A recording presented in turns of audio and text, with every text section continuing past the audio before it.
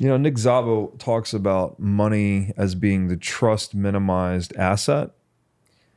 And he means something like it is the asset that lets us depend least on interpersonal trust. So it's like, in the case of gold was really good at preserving purchasing power over time because nobody knows how or knows how to counterfeit it, right?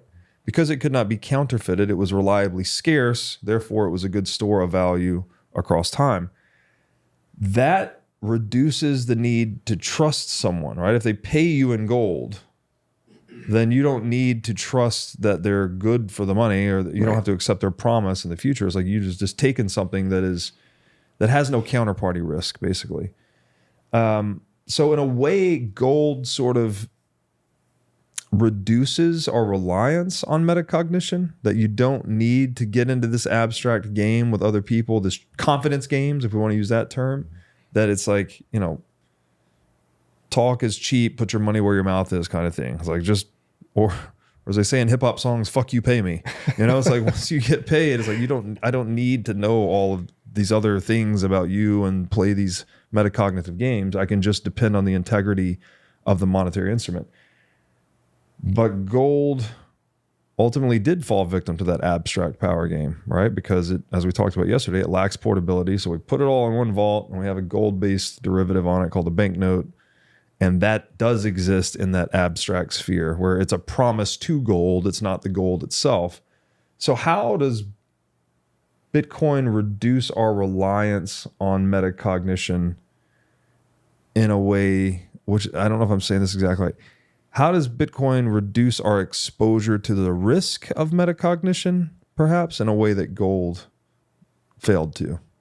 I think you said it great so originally gold, there is a proof of power connected to gold because you had to extract it through a costly mining process. Yeah. So it's a real thing and we recognize its realness, but then it's turned into an abstraction. Mm-hmm.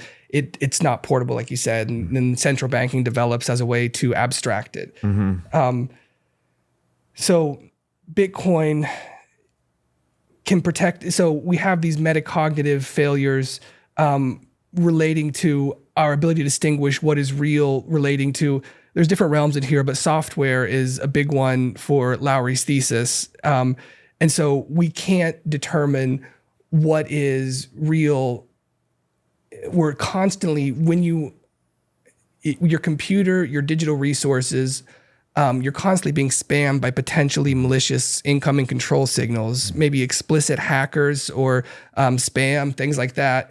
But what Bitcoin does is it helps us metacognitively decide between those, which are real, which are not, by requiring them to be physical in a sense because they're provably physically costly. And so the proof of power is proof of realness. And so those that come in with a stamp or a receipt or a coin collateralized by that real form of exercised physical power have a realness to them. And we can, that helps us metacognitively sort in this realm of software, in the realm of cyberspace, which of those control signals can be trusted, and because they have that realness. Yeah, I think when you've got, your brain is a computer, it's processing power, and it has limited processing power. And when you have to give attention to the outside world and constantly try to assess if your trust is being put in the correct place, that steals your ability to use that to question your own assumptions. You can only run so many programs at once. You can only dedicate so much mental processing power to any one thing. And there are people who do live in the dream, but there are also people living the exact same life who are living in the nightmare. And the difference is that one of them is living in this toxic world where they think that power is being taken from them. The other is living in the dream world where they are the hero of their own story, and they realize that power cannot be taken, it can only be given. And so you do have to, Bitcoin takes away the need for inter-species trust, and it gives you back the processing power to challenge intra in your own mind the trust that you have in your own narrative, your perceptions, your beliefs. Yeah, that's really interesting. It's the other framing we had on this is framing taken from Lowry's book, right? And he talks about the benefit to cost ratio of attack oftentimes, but you could also say the benefit to cost ratio of betraying trust, right? Like, what is the payoff of breaking trust, basically? And Bitcoin is something that lowers that, which is another way of saying it makes establishing trust more cost effective. And that's what enables greater interpersonal cohesion.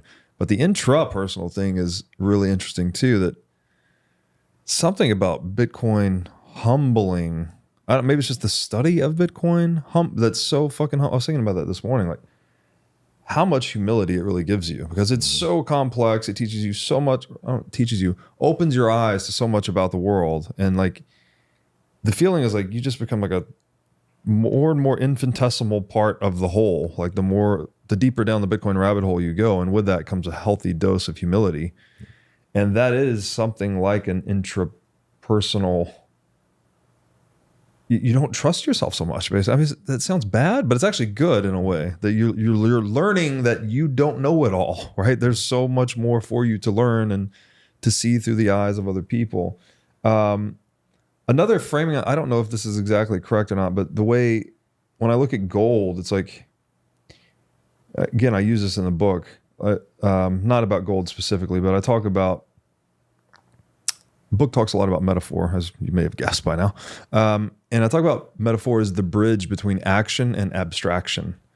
And so action is that world where you have to physically do things, right? You have to move energy per unit time to do anything, basically, even to think, right? You could sit still and think or meditate, which is, most people would call that inaction, but you're doing something, right? Your metabolism is doing something, you're breathing, you're thinking, or ideally not thinking if you're meditating. That's the domain of action. And then abstraction is more of that. I mean, it's again connected to the physical world because you're thinking, but it's this, the domain, the word you used yesterday, right? Simulation. We're simulating the possibilities that could occur in physical space. And then we're like playing with the variables and choosing which path we're going to take in future action, basically. And so gold as money was something that's very much rooted in action, right? It's a physically derived commodity money, which is pretty, it's proof of real, it's proof of power, as Lowry would say. The problem with it, as we touched on yesterday, is like it doesn't move around very fast. And as your point about Lynn Alden, like once we got into this world of telecommunications, well, all of a sudden our abstraction layer is zipping around lightning fast, and it way outruns our money. So we have this divorce of action and abstraction in money. And Bitcoin is just like the fusion of those two things. It's like the digital gold analogy is apt here, right? It's like it's the internet and gold had a baby and its name is Bitcoin. And so we get this thing that moves around really fast. And then to take that all the way back, it's reducing the benefit to cost ratio, which is the same thing as saying increasing the cost to benefit ratio of attacking, coercing, betraying trust, etc. So it's tricky with the words, but it's like by creating a more trust minimized money, you actually create the conditions in which interpersonal trust can flourish, which is why I think it's more useful to say it lowers the cost of establishing trust, therefore trust becomes more plentiful. Yeah, no, and that's Satoshi's innovation, is solving the Byzantine general's problem with how do you coordinate between hostile parties to manage a ledger in a neutral way. But I love the what you said about like the intrapersonal trust, both of your guys' discussion of that. It made me think that in the same way that a computer is spammed by malicious incoming control signals, denial of service attacks, hackers, our mind as well is getting signals, do this, do that. And how do we decide what we're going to do? Well, in a fiat world, we bring future consumption into the present moment and we follow those internal prompts that say, buy this, buy that. Bitcoin changes, it protects us from certain prompts. We realize if I save, my savings are actually going to increase in value. And so those signals that are telling us to do things that maybe we'd describe as vicious, as vice-based, consumptive, Bitcoin perhaps blocks some of those out because it wants us to not enjoy today what we could save for and enjoy in a more fulsome manner tomorrow. All your models are broken. All your models are broken. Right. Mental models too. All your, when you mentioned that quote before we started rolling by Saylor, and I used to be a financial advisor, and you'd get the sheets from the Motley Fool or Moody's or whatever, and there's 35 pages and there's 100 different metrics, and they're the same for this company as for this company, but this one's rated to buy and this one's rated to sell, and none of them coalesce with each other. And what Saylor's proving now is that one metric matters, which is Bitcoin yield, but also in warfare, it has broken all of our models. You know, it's not how many soldiers you have, how many missiles, how many megatons that your nuclear bombs can blast out. It is the power to protect your information and not be affected by the outside power. So yeah, it shatters the world. Yeah, it shatters everything, and we're left to pick up the pieces and rebuild them as we see fit. Yeah, shatters and simplifies, right? In a way, it's like you don't, instead of going to financial advisors, I think almost puts them out of a job in a way. It's like, all you need to do, if it doesn't make sats, it doesn't make sense, basically. I like that. And you don't need to be so widely diversified in all these different complex investments. You just need to be reliably increasing your sat stash, basically. Yeah.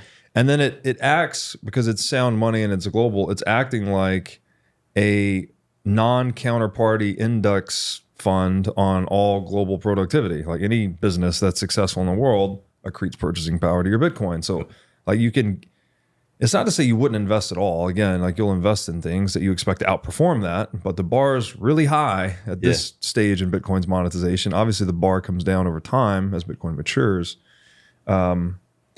But yeah, just super interesting how it changes the trust game. It changes the investment game. It breaks all the models, changes your model of yourself, right? It's pretty radical.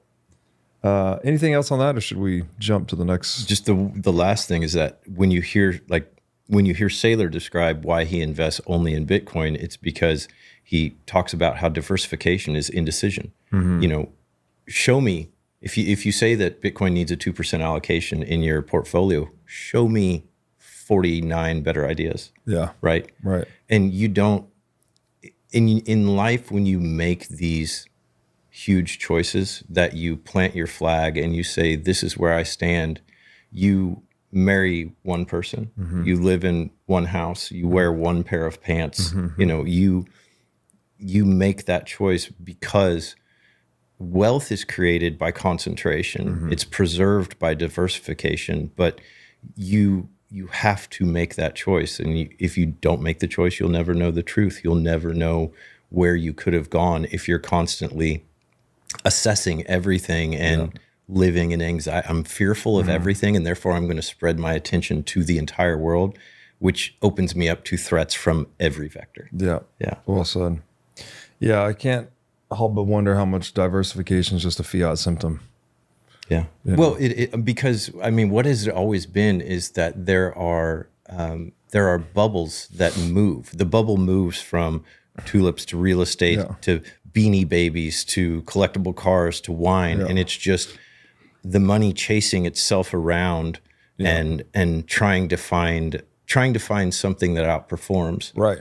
And it's not the underlying asset that actually outperforms. Yeah, but the thing is, like sound money, again, I think when we go back to a sound money standard, it has built-in diversification, because you don't need exposure to the business directly. You just need to hold savings in a reliably scarce money. Any business that's successful, that increases the productivity or capital stock of the human race, that purchasing power accretes to sound money with no counterparty risk.